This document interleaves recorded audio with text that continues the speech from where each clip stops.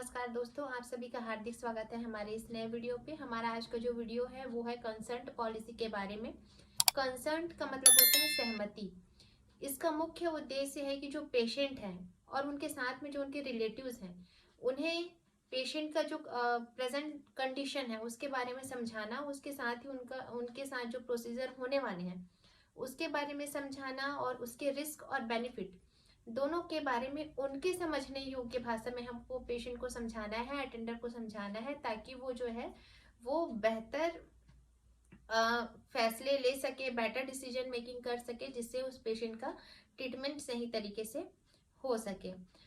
हमको ये देखना है कि जो कंसर्न फॉर्म होता है उसमें कुछ मुख्य चीजें होती हैं जो मेंशन होना चाहिए। सबसे पहला तो जो होता है वो होता है पेशेंट का नाम, उनका जो बेसिक इंफॉर्मेशन है, all about patient, patient name, age, village, sex, उनका मोबाइल नंबर, ये सारी चीजें उसमें मेंशन होना चाहिए। और इसके साथ ही रिलेटिव का नाम और रिलेटिव के साथ उस पेशेंट का क्या रिलेशन है, वो रिलेशन वहाँ पे लिखा हुआ होना चाहिए। और साथ ही कंसर्ट किसके द्वारा लिया गया है उनका सिग्नेचर वहाँ पे होना चाहिए, अटेंडर का सिग्नेचर होना चाहिए, और अगर पेशेंट कॉन्शियस है तो पेशेंट का भी सिग्नेचर उसमें हो सकता है।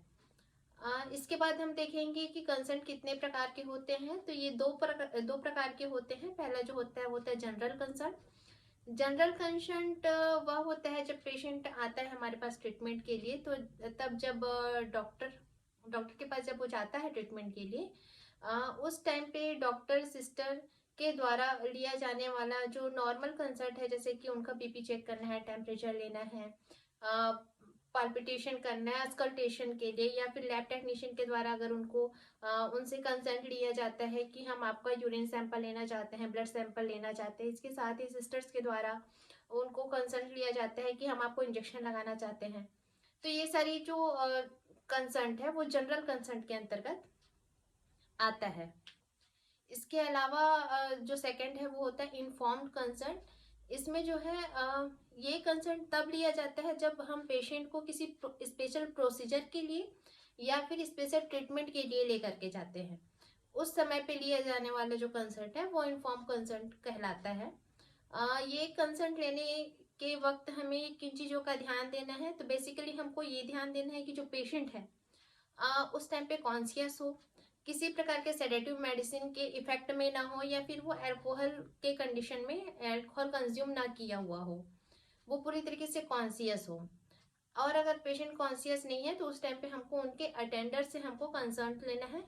और साथ ही इसमें हमको अगेन वही चीज है कि उनके समझने योग्य भाषा में हमको पेशेंट को और अटेंडर को दोनों को समझाना है कि अभी इनकी स्थिति क्या है और जो हम प्रोसीजर करने जा रहे हैं वो इनके लिए क्यों जरूरी है, इसके रिस्क क्या हो सकते हैं और इसके बेनिफिट्स क्या हो सकते हैं। ये सारी चीजों को हमको पेशेंट को और अटेंडर को दोनों को एक्सप्लेन करना है।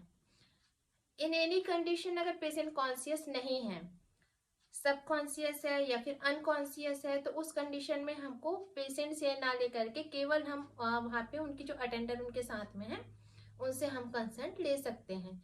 इसके अलावा अगर कोई अनआइडेंटिफाई पेशेंट है जो हमारे पास आया है हॉस्पिटल में और अगर वो अनकॉन्शियस की कंडीशन में है, तो उस टाइम पे हम किससे कंसर्ट लेंगे?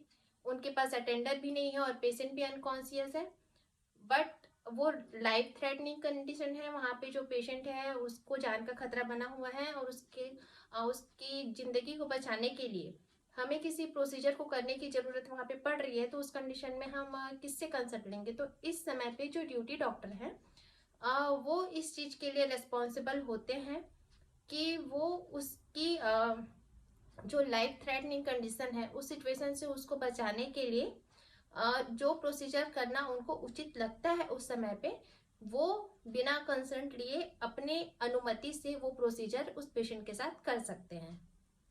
तो ये तो हो गया हमारा कंसर्ट पॉलिसी। कंसर्ट पॉलिसी के उद्देश्य, इसके प्रकार, क्यों जरूरी है और किस तरीके से हमको कंसर्ट लेना है पेशेंट से और अटेंडर से। मेरा ये वीडियो लास्ट तक देखने के लिए आप सभी का बहुत बहुत धन्यवाद।